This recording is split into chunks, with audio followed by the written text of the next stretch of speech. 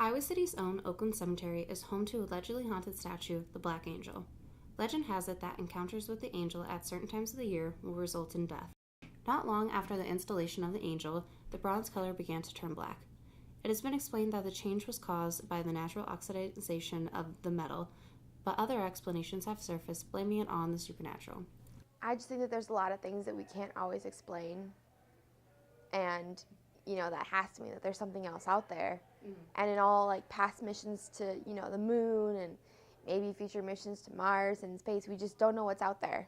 And I think there's something to be said about where do we go when we die? Sure, we're on the ground, but if we have a soul, like what happens to it, kind of thing. So I definitely believe in all that stuff.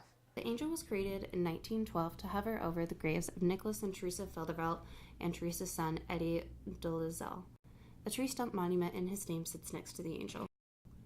In 1924, Teresa lost her battle to cancer and was laid to rest with her family under the protection of the angel. History itself is, interesting. Like if you go to Gettysburg, for example, there's probably lots of ghosts there, and there's lots of cool things. I mean, I'd be down to see that. And it's not really scary. I mean, I guess it's probably scary at night, but during the day, probably not so much. Whether or not the legends of the Black Angel ring true, the 8-foot statue brings an eerie presence to the Oakland Cemetery.